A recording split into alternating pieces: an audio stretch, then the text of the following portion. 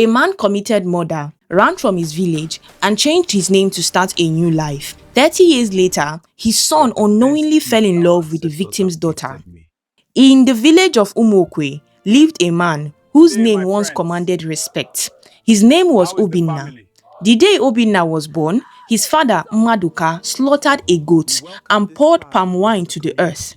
This child, he declared before the elders, will not bring shame to my lineage. The elders responded, Ise. Obinna grew quickly, not just in body, but in ambition. Even as a child, he hated waiting. He hated being told later. He believed he was destined for greatness, but not the slow greatness of patience. He wanted more than what was handed to him. In Umokwe, land was regarded so highly that a man without land had no voice in the village square. Maduka owned a small but fertile farmland near the boundary between Umokwe and Akamma. Though not large, it had fed his family for generations, and both villages maintained a peaceful trade relationship. When Maduka died, Obinna inherited the land. At first, Obinna worked the land diligently. He rose early, returned late, and built a reputation as a hard-working young man.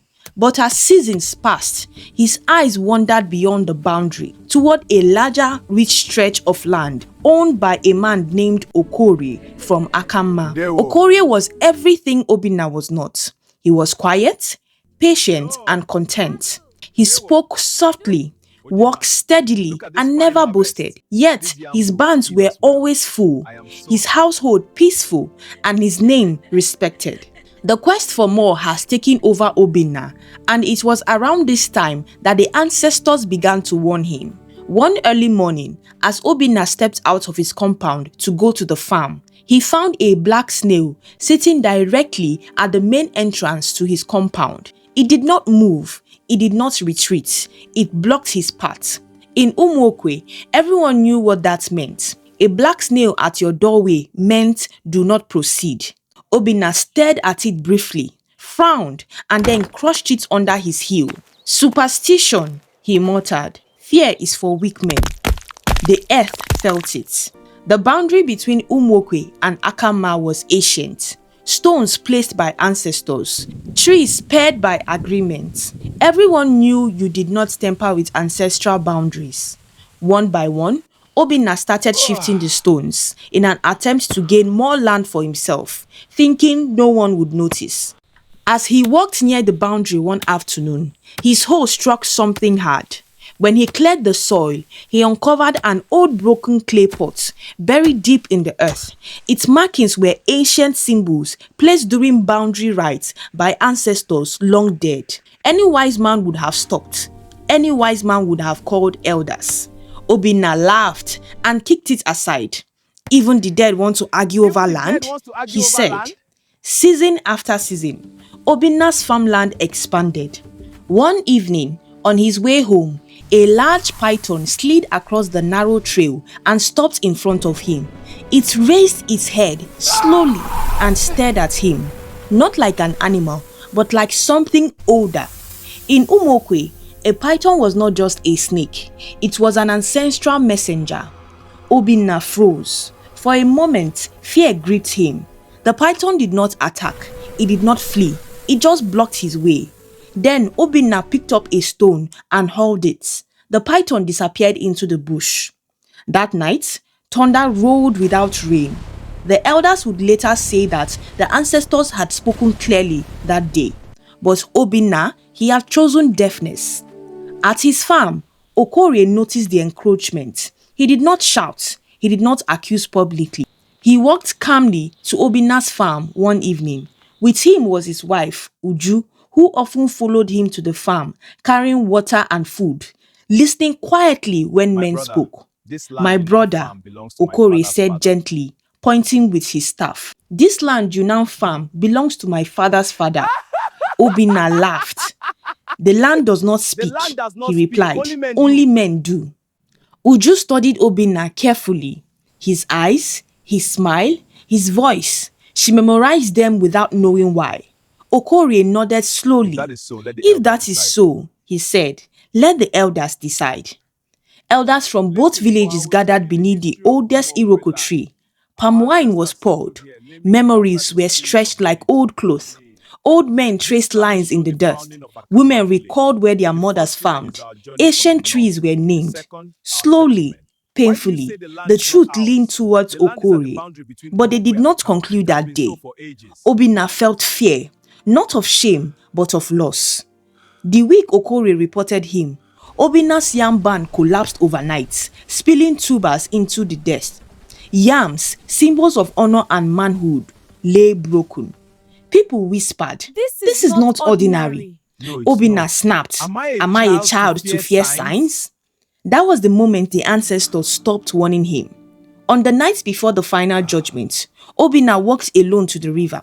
The moon was full, exposing everything. That night, Okorie also walked by the river, unaware that destiny waited for him there. They both came face to face by the riverbank.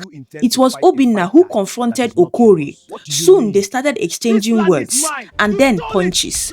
Before you know it, Obinna picked up a big stick and smashed it on Okorie's head. Okorie fell down and hit his head on a stone. At dawn, Okorie's body lay tangled among reeds. When Uju saw her husband's lifeless body lying by the riverbank, her legs failed her. She collapsed beside him and fainted. Women screamed. Men shouted. Someone ran to fetch water. Cold water was poured on her head until her eyes finally opened. When she came back to herself and saw Okorie's body again, a cry tore out of her chest, a sound so deep it frightened even the elders. She clung to him. She refused to let go. She cried until her voice broke. For days, mourning filled Akama village. Uju cried uncontrollably. She sat on the bare floor, refusing food, refusing comfort. Her tears soaked the earth. Her children cried beside her, confused and afraid. Soon, whispers turned into certainty. One name spread from mouth to mouth, Obinna. Everyone knew about the land dispute. Everyone knew about the elders' meetings. Everyone knew the judgment was about to go against him. The youths of Akama village became furious. They gathered with sticks, machetes and clubs, shouting, "Blood for blood! Let Umuokwe give us the murderer." War was close, but the elders of Umuokwe, fearing bloodshed between the two villages, called for calm. They sent messengers immediately to summon Obinna so he could answer for himself and prevent violence. But when the messengers arrived at Obinna's compound, he was gone. His hut was empty, his belongings abandoned, his footprints leading nowhere. Anger exploded. The youths of Akama village surged forward, ready to attack Umuokwe. The elders of Umuokwe fell to their knees, begging, "Do not let another innocent blood be spilled," they pleaded. "The guilty one has fled." To appease the spirits and calm Akama, Obinna's compound was burnt to the ground. His house was reduced to ashes. His name was cursed openly in the village square. Then the elders of Umuokwe made a final decision. They seized all of Obinna's land. That land, the very land that caused the bloodshed, was handed permanently to Akama village. A new boundary was marked immediately, witnessed by elders from both villages, and sealed with sacrifice so it could never be disputed again. Back in Akama, the elders gathered and decided that the seized land could not belong to the village alone. It was given to Uju as compensation, as acknowledgement of her loss. Uju took the land. With swollen eyes and a broken heart, she went back to the farm. She worked with her hands. She tilled the soil alongside her children. She planted yams where blood had once soaked the ground. The land fed them. The land kept them alive. And slowly, painfully, Uju survived. While justice was being enforced in Umuokwe and Akama, Obinna was already far away. He ran before dawn, before judgment, before consequences could tie him down. He crossed the forests, the rivers, the villages. Fear drove him faster than hunger. By the time he reached a distant settlement called Nkala, Obinna was no longer a respected man. He was a fugitive. When asked his name, he hesitated only briefly. "I am Eze Nnamdi," he said. Nkala welcomed him cautiously, but Eze Nnamdi worked harder than anyone. He farmed, hunted, helped elders, and gave generously during festivals. He avoided questions about his past. Slowly, suspicion faded. A new life grew. Months passed. Eze Nnamdi married Ngozi, a woman with a gentle heart and honest eyes. She believed in him completely. He never told her the truth. They had a son and named him Chukwudi, meaning there is God. One by one, the elders who mediated the land disputes between Obinna and Okorie died. Old age, sickness, time. Memories faded in Umokwe. Names were forgotten. The story of the land became something elders once spoke about, but no longer could. But in Akamma, Uju remained, and she remembered. By this time, Chukwudi had grown into a skilled palm produce trader. He traveled from village to village, buying palm oil, kernels, and dried produce, supplying bigger markets farther away. His work demanded patience, honesty, and trust, qualities that made people welcome him easily. Chukwudi did not plan to fall in love in Akamma. He went there for trade and nothing more. But fate placed Amara in his path. She was older than him, but neither of them cared. They spoke first as strangers, then as friends, meeting again and again in ordinary places until the unfamiliar became familiar. She was raised by a widowed mother and carried strength without pride. And before Chukwudi understood what was happening, his heart had chosen her, quietly and without arguments. When Chukwudi finally returned home and told his father he had found a woman he wished to marry, Igbo custom demanded that he go with his parents for the marriage rites. When Eze Nnamdi heard the name of the village, Akamma, his heart skipped violently. 30 years had passed since the elders of Umokwe and Akamma had mediated the land disputes between him and Okorie. 30 years since the river, the blood, the night he ran. For a moment, fear wrapped itself tightly around his chest. But he comforted himself with the thought that perhaps all those elders may have been dead by now, and no one may be able to remember him. Time, he believed, had buried his sins. So he agreed to go with his son to Akamma village. The day set aside for the marriage rites arrived. From early morning, Akamma village was alive. Kingsmen gathered from far and near. Drummers beat talking drums that echoed across the hills. Flute players, dancers, and praise singers filled the air with music. There were invited guests as well as uninvited guests who came for food alone.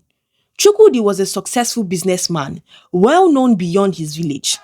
It was only natural that his marriage would be the talk of the town. People whispered admiration. This is a big wedding. The groom has done well for himself. When it was time for the mother of the bride to officially welcome her in-laws, the drums changed rhythm. The bride's mother emerged from among the women of Akamma, dancing gracefully into the open space. Her wrapper was tied firmly, her steps confident, her hands waving gently to the rhythms of the drums. She first greeted her people, as custom demanded. Then she turned towards where the groom's family sat. As she danced closer, smiling and waving, her eyes lifted, and then her eyes met Obinna's eyes. The shock hit her like a tsunami. Her smile vanished instantly. Her body froze. Then she screamed, a loud piercing scream that cut through the music. She fell on the ground, pointing with trembling fingers. "Murderer!" she cried. "He is a murderer!" The drums stopped. The dancers froze. A heavy silence swallowed the crowd. Only her voice pierced the air. Chukwudi stood in confusion. His heart pounded. Do they know each other? Why is this woman calling my father a murderer? It turns out that Amara's mother was Uju, the wife of Okorie, who Obinna killed many years ago. Slowly, Eze Nnamdi lowered his head. 30 years of running collapsed in a single moment. Judgment had finally caught up with him. Uju rose to her feet, tears streaming down her face, her voice shaking but firm. she began to speak. She narrated what happened on the farm the day her husband, Okori, went to confront Mazi Obinna over the land. She spoke of how she had followed her husband to the farm that day, how she had watched them talk, how she noticed Obinna's cold smile. She told them about the meetings with the elders from Umokwe and Akama, how witnesses were called, how the judgment was already leaning in favor of her family. Then her voice broke. She told them how the night before the final judgment, her husband was killed, how his body was later found by the riverbank. What was meant to be Chukwudi's marriage ceremony quickly turned into judgment day for his father, Obinna. The crowd erupted. Angry youths surged forward, chanting, "Blood for blood! Blood for blood!" They grabbed Obinna and Chukwudi and dragged them through the crowd toward the king's palace for final judgment. Amara collapsed in tears, her cries mixed with the shouting crowd. At the palace, the youths demanded blood for both father and son. But the king rose and raised his staff. "The sin of a father is his alone to bear," he declared. And so Chukwudi was released. But Obinna was stripped of honor, peace, and legacy. In one single day, Chukwudi lost his father and he lost the love of his life. The drum that once called people to celebration had summoned judgment instead.